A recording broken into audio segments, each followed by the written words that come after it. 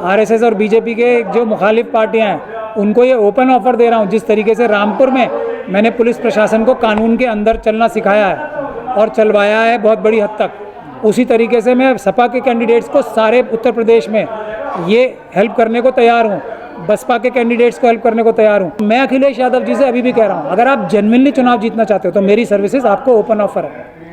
मैं जाके पुलिस और प्रशासन को कानून और संविधान के तहत चलने के लिए मजबूर करूंगा। मैंने तो ये तक ऑफर कर रखी है, आजम खान साहब मेरे पास आए, वो बड़े बड़े वकीलों को छोड़ें जो उनसे करोड़ों रुपए फीस ले रहे हैं, मैं 3 महीने में जमानत कराऊंगा। सबका साथ सबका विकास का मतलब है सब जो उनके हैं, जैसे अडानी, अंबानी, यूसुफ लुलू, जो उनके अपने सब है ना, उनका साथ, बाकी सबका सत्यानाश। तो मोदी जी ये चाहते हैं कि आरएसएस और बीजेपी के लोग बूथ कैप्चरिंग करें, खुलेआम करें, कोई उन्हें ना रोके। उनकी ये समझना चाहिए। अगर पॉलिटिकल पार्टी मेरे साथ आ जाएं, अगर मुकदमे दर्ज करा दिए ना, बाकी सब कोई अपनी नौकरी जान हथेली पे लेके या खतरे में डाल के काम नहीं करेगा। ये 11 तारीख को हम चुनाव आयोग के पास जाएंगे कि संविधान को तोड़ने के लिए जो 400 सीटों का पार करने का ईवीएम के माध्यम से जो कोशिश हो रही है उसको आप रोकें और ईवीएम से नहीं पेपर बैलेट से चुनाव कराने के आदेश करें।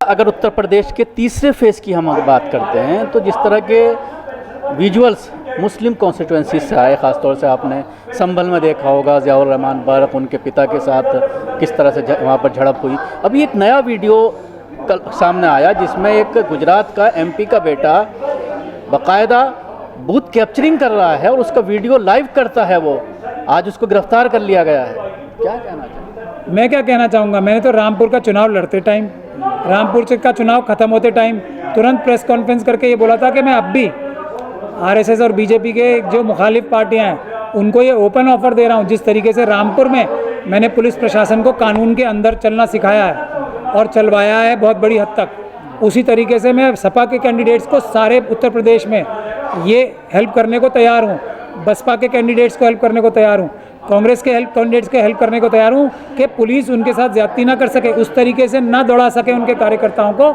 जैसे कैंडिडेट को मुझे देख के कैंडिडेट को रोना आ रहा था, ये कैंडिडेट है, शर्म आनी चाहिए ऐसे कैंडिडेट को। सपा का विधायक है, मैं कह रहा हूँ शर्म आनी चाहिए। मेंबर ऑफ पार्लियामेंट के कैंडिडेट हैं, एक वो पुलिस के सामने मिमिया रहे थे और एक मैंने सीओ के सामने एसएचओ को खड़ा करके एफआईआर दर्ज कराने के लिए बोला था। तो ये फैसिलिटी अगर उनको नहीं है, काबिलियत, सहूलियत, तो मैं अखिलेश यादव जी से अभी भी कह रहा हूँ, अगर आप जेन्युइनली चुनाव जीतना चाहते हो तो मेरी सर्विसेज आपको ओपन ऑफर है। मैं जाके पुलिस और प्रशासन को कानून और संविधान के तहत चलने के लिए मजबूर करूँगा। मेरी सर्विसेज ओपन है आपके लिए, लीजिए। लेकिन अगर आप नहीं लेते तो इसका मतलब कुछ गड़बड़ है। जैसे जैसे फेस वाइज आगे बढ़ता जा, कांग्रेस के सारे कैंडिडेट्स को बोल रहा हूँ अभी भी, जहाँ जहाँ बीजेपी रूल सरकारें हैं मुझे बुलाएं, मैं फ्री ऑफ कॉस्ट आके आपको सर्विसेज दूंगा, आपको हिफाजती कवच पहनाऊंगा। मगर क्यों नहीं ले रहे मुझे समझ में नहीं आ रहा। मैं तो करके दिखा रहा हूँ ना हर जगह, क्यों नहीं ले रहे ये सोचने का विषय है। क्यों अपने कार्यकर्ताओं को बड़ी बड़ी पॉलिटिकल पार्टीज प्रोटेक्ट नहीं कर पा रही, इसकी वजह से सबसे बड़ी खराबी हो रही है। वरना ईवीएम को तो कार्यकर्ता ही रोक लेंगे पॉलिटिकल पार्टीज के। जो काम हमने किया है, किसी भी पॉलिटिकल पार्टीज के वर्कर्स इतने मजबूत हैं कि वो ये ईवीएम की चोरी पकड़ लेंगे, वहाँ सड़क पे पकड़ लेंगे, बूथों में पकड़ लेंगे। लेकिन उनको पता है कि हमारे लीडर्स हमारी रक्षा ही नहीं करेंगे। तो इसीलिए रामपुर में सपा के कार्यकर्ता मेरे पास आ रहे थे कि हमें बचाओ पुलिस से, मैंने सबको बचाया। उनको पिंक कार्ड इशू कर दिए, रेड कार्ड इशू कर दिए। मैं जब चुनाव लड़ रहा था तो कितने पिंक कार्ड इशू हैं ज़रा बता दें, वरना सैकड़ों पिंक कार्ड सपा के कार्यकर्ताओं को इशू होते थे। मैंने तो ये तक ऑफर कर रखी है, आजम खान साहब मेरे पास आए, वो बड़े बड़े वकीलों को छोड़ें जो उनसे करोड़ों रुपए फीस ले रहे हैं, मैं 3 महीने में जमानत कराऊंगा उनको। समझें कि क्या साजिश के तहत उन्हें जेल में रखा जा रहा है आजम खान साहब को। अगर उन्हें यही समझ में नहीं आ रही कि एक वकील ऐसे हैं जिनकी हिस्ट्री है 100% ऐसे केस हारने की, उसी वकील को कर रखा है उन्होंने। 100% केस हारते हैं वो, तो राज्यसभा पहुंचा दिया अपनी जगह। अब वो राज्यसभा में तो जब तक रहेंगे जब आजम खान साहब जेल में रहेंगे। वो बड़े आदमी कैसे रहेंगे? अगर आजम खान साहब बाहर आ जाएंगे तो वो तकाजा करेंगे, भाई तुम्हारी तो हैसियत और औकात थी नहीं राज्यसभा में जाने की, मैंने अपनी सीट काट के तुम्हें भेजा तो तुम ये काम करो वो काम करो। तो इसीलिए आजम खान साहब जेल में और वो राज्यसभा में मजे लेंगे।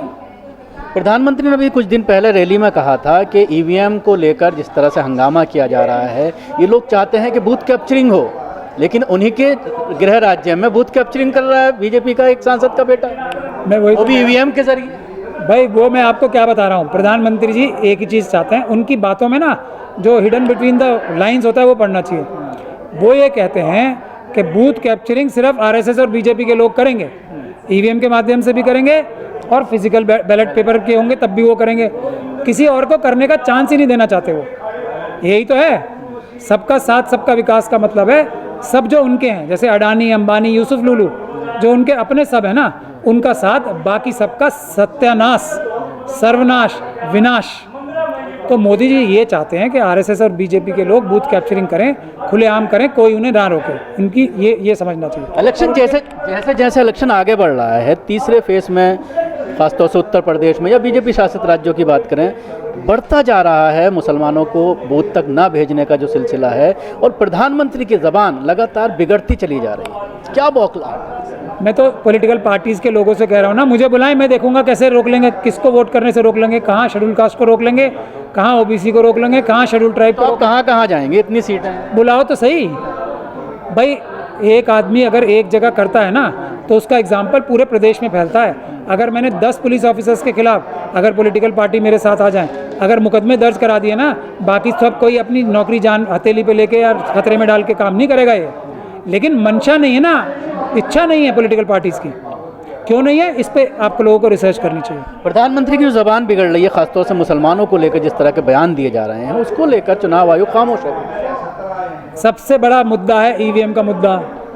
ये भटकाने वाले मुद्दे हैं। जो शेड्यूल कास्ट, शेड्यूल ट्राइब और मुसलमानों की और दूसरे माइनॉरिटीज़ की हालत है, वो इस इलेक्शन से नहीं सुधर जाएगी, वो किसी और इलेक्शन से नहीं सुधर जाएगी, जब तक कि उनकी अपनी क़यादत नहीं सुधरेगी। ये मुद्दों पे बात करना उनके ट्रैप में फंसना है।